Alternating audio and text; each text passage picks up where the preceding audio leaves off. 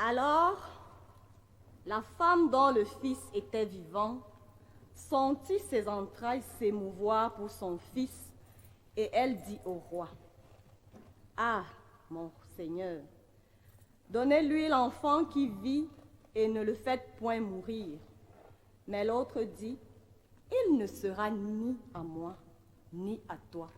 Coupez-le. » Peuple du Seigneur, bonjour et bonne fête des mères à toutes. Nous rendons grâce à Dieu, maître du temps et des circonstances, qui, à travers l'ACF et la session de notre paroisse, fait de nous son messager au nom de toutes les mères en ce jour. Le texte lu relate l'histoire de deux femmes, deux amies, habitant la même maison et qui, ayant accouché presque au même moment, se retrouvent devant le roi Salomon, cherchant à s'attribuer la maternité d'un enfant. Deux mères, un enfant vivant. À qui appartient l'enfant? Le dictionnaire Larousse définit la mère comme toute femme qui a mis au monde un ou plusieurs enfants, mais aussi est mère toute femme qui donne des soins maternels, mariée ou non, qui élève seule un ou plusieurs enfants. La mère est donc la nourrice, l'éducatrice, l'infirmière, la conseillère. La liste n'est pas exhaustive.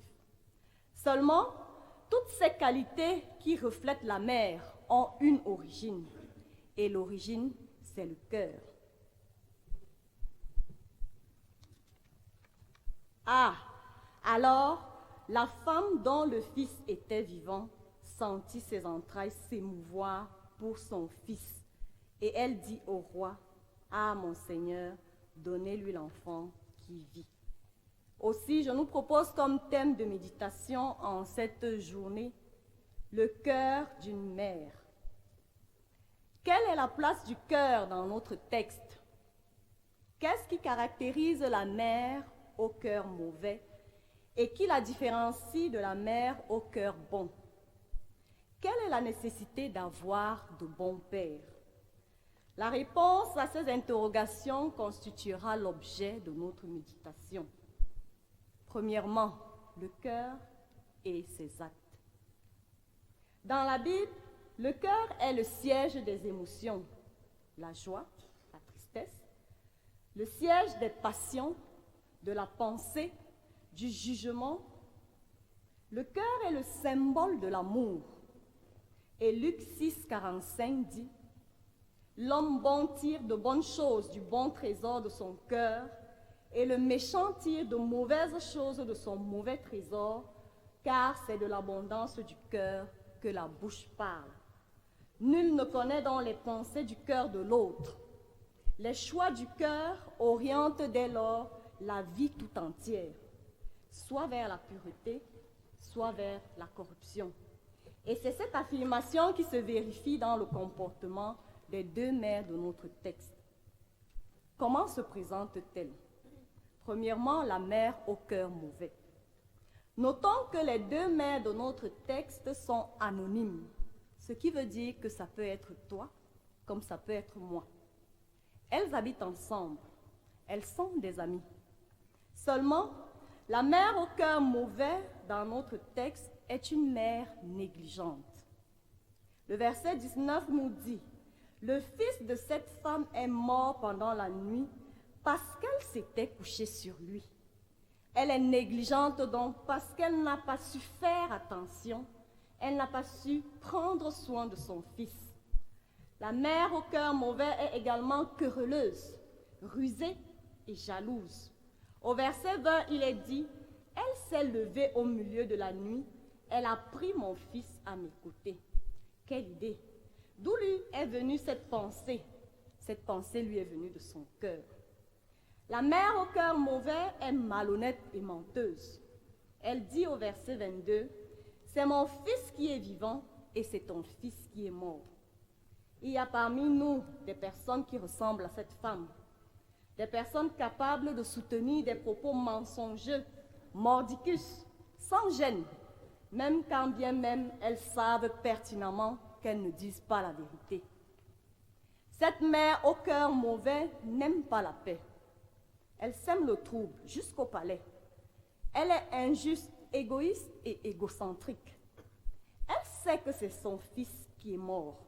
Et c'est pour cela qu'elle peut dire avec force et détermination au verset 26 à la partie B, « Il ne sera ni à moi, ni à toi ». Pensant ainsi avoir une quelconque influence dans le jugement du roi Salomon. Elle n'aime personne d'autre qu'elle-même. Combien parmi nous se sont déjà retrouvés dans une situation semblable où s'ils ne gagnent rien, alors personne ne doit rien avoir. Si son idée n'est pas validée concernant une action à mener, alors celle de personne ne doit passer. S'il perd quelque chose, alors tout le monde doit perdre. Tout pour lui, rien pour les autres. Aveuglée par la méchanceté, cette mère est prête à blesser, à traumatiser. Ce qui compte pour elle, ce sont ses intérêts, sa satisfaction personnelle, quel que soit le prix. Elle est une sorte de terroriste. Et nous avons encore à l'esprit la tuerie des enfants qui a eu lieu dans le Mousso. Il ne doit pas être ainsi pour nous, chères mères. Elle ne craint pas Dieu. Elle ne vit pas selon les principes de Dieu. Et l'Esprit de Dieu n'habite pas en elle. Elle est non-croyante. Meurtrière, sans compassion, prête à tuer, car elle ne dit pas seulement, elle va même jusqu'à donner l'ordre. Au verset 26, coupez-le. Quelle dureté de cœur. Chère mère, ne soyons pas des mères qui encouragent les autres à faire du mal aux autres. Cette femme n'a pas compris sa raison d'être sur la terre. Elle n'a pas le cœur d'une bonne mère. Si c'est le cas pour toi, voici l'heure de te repentir et d'adopter les caractères d'une bonne mère. Et Jésus de dire à propos, si vous entendez ma voix, n'endurcissez pas vos cœurs. Voyons donc maintenant ce qui caractérise la mère au bon cœur. Premièrement, l'amour. Par amour, la mère au bon cœur désire une seule chose, sauver son fils. Pour cela, elle consent au sacrifice et accepte même de perdre, c'est-à-dire de donner son fils. Elle dira au verset 26, « Ah, mon Seigneur, donnez-lui l'enfant qui vit et ne le faites point mourir. » L'amour véritable implique un sacrifice. L'amour cherche le bien de l'autre. Cette mère est pleine de compassion, d'abord pour son fils, parce qu'elle a senti ses entrailles s'émouvoir pour lui, elle supplie le roi de ne point le tuer. Ensuite, mère qui a perdu son fils, car elle comprend sa douleur et c'est pour cela qu'elle ne lui fera aucun reproche tout au long de sa prise de parole et ne cherchera pas à l'incriminer auprès du roi, ce que la mauvaise mère a passé le temps à faire. La mère au bon cœur est humble. Son problème n'est pas de condamner l'autre, nullement. Son problème, c'est de sauver son fils. Jésus-Christ lui-même a sacrifié sa vie, sa royauté pour notre salut. Et c'est lui qui nous invite au sacrifice pour les autres en disant, celui qui voudra sauver sa vie la perdra, mais celui qui perdra sa vie à cause de moi la retrouvera. C'est aussi par amour que la mère peut vendre des beignets au bord de la route pour subvenir aux besoins de ses enfants. Le chant de tout à l'heure, Sweet Mother, I Never Forget You, nous en dit assez long à propos du sacrifice d'une mère. Nous sommes chemin faisant vers le troisième culte d'offrande, offrande construction, en vue de la dédicace de notre temple. L'occasion nous est encore offerte de faire un peu plus pour le Seigneur à travers des offrandes consenties. En vue de l'effectivité de la dédicace de notre temple, soyons donc ceux-là qui savent se sacrifier pour la gloire de Dieu. Deuxièmement, ce qui caractérise la mère au bon cœur, c'est la justice. Au nom de la justice, elle demande au roi Salomon de ne pas faire mourir l'enfant qui vit, car cela n'est pas juste pour cet enfant. Il n'est pas juste de lui ôter la vie, d'intenter à son droit à la vie. Il n'a rien fait qui le mérite. Il mérite de vivre. Il ne mérite pas une telle sentence. Cette mère est juste parce qu'elle dit la vérité. Elle ne raconte pas de mensonges et ne cherche pas à incriminer l'autre. Elle ne fait pas de faux témoignages pour preuve. La mère au cœur mauvais ne conteste nullement les propos de la première lorsqu'elle décrit la cause du décès de son enfant. Un jour, un médecin m'a demandé ceci. Est-ce que tu sais pourquoi j'ai choisi comme spécialité la pédiatrie? Je lui ai répondu non. Et le médecin de me répondre. L'enfant ne ment pas. Il ne sait pas faire semblant. Quand tu le regardes, tu peux voir dans son regard la vérité. Avec les adultes, c'est un peu plus compliqué.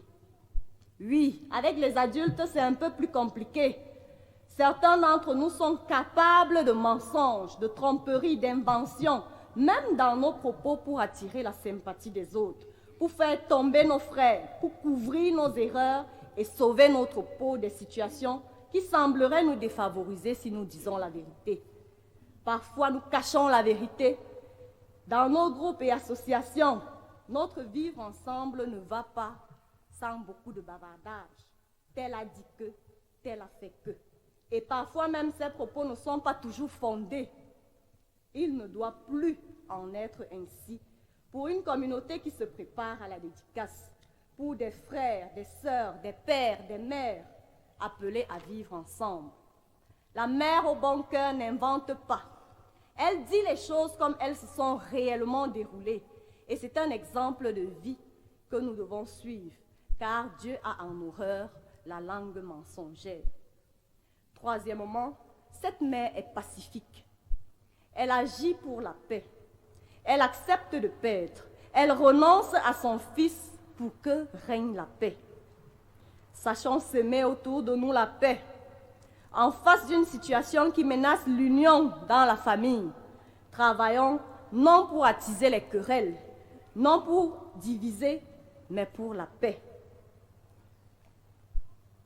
Ne soyons pas comme ces pop-corns qu'on a mis dans la marmite et qu'on a posé au feu et qui se mettent à crépiter. Dans la gestion des enfants, chère mère, évitons les partis pris, les préférences, mais cherchons la justice et la paix dans l'amour. Justice, paix, amour, qui sont des clés pour une croissance spirituelle véritable. Les pères ne sont pas en reste, car la société n'a pas besoin que de bonnes mères, mais aussi de bons pères. Le roi Salomon, ici, se présente comme un bon père. En effet, père de la nation, Salomon ne fait pas exception de personne. Le texte lui nous dit que les deux mères étaient prostituées. Le roi Salomon reçoit tout le monde, tout comme notre Dieu, plein d'amour et de compassion, est toujours prêt à nous accueillir, quel que soit notre état de pécheur. Le roi Salomon écoute attentivement les deux mères, sans parti pris, et il agit en homme sage. Un bon père se caractérise donc par sa sagesse, par sa responsabilité et la bonne manière de gérer les affaires au quotidien. Il écoute au préalable et juge avec justice. Il ne s'empresse pas de réagir, mais prend le temps de la réflexion pour une solution juste. Les mères de notre paroisse remercient les pères sages et responsables qui sont aujourd'hui au milieu de nous et exhortent ceux-ci à être présents auprès de leurs enfants. Chers pères, comme Salomon, usez de sagesse et de justice pour résoudre les problèmes familiaux. En chef de famille, n'abandonnez pas la responsabilité des enfants à la mère. Et dans le milieu professionnel, vous qui avez eu la grâce d'être chef, directeur, gestionnaire d'une structure, le Seigneur attend de vous que vous assumiez votre responsabilité dans une gestion juste des ressources humaines, des ressources matérielles, des ressources financières pour le bien-être de tous. Nous ne pouvons pas célébrer la fête des mères sans parler de nos enfants. Qu'en est-il donc de l'enfant vivant du texte lu? L'enfant vivant de notre texte est innocent et il a besoin de protection. Et ça, Salomon l'a bien compris. En ces temps où nos enfants vont en congé et sont exposés à toutes sortes d'idéologies, nous devons pouvoir être pour eux des protecteurs, aussi bien les pères que les mères. Et à vous, chers enfants, chaque enfant doit pouvoir se rendre compte qu'il n'est pas là par hasard. Chacun de vous a été désiré par Dieu et doit vivre plein d'assurance, sans complexe, cherchant toujours à être meilleur et à honorer ses parents. Chère mère, cher père, chers enfants, laissons Dieu changer nos cœurs. Laissons Dieu y habiter par son esprit, afin qu'il nous rende capables de produire les fruits dignes de la repentance et fasse de nous des pères, des mères au bon cœur pour sa gloire. Dieu t'a confié un rôle. Dieu t'a confié un rôle de mère. Dieu t'a confié un rôle de père. Joue le rôle que tu as reçu de manière à faire sourire Dieu. Et Ézéchiel 18, au verset 31, de dire: rejetez loin de vous toutes les transgressions par lesquelles vous avez péché. Faites-vous un cœur nouveau et un esprit nouveau. Le cœur d'une bonne mère. Amen.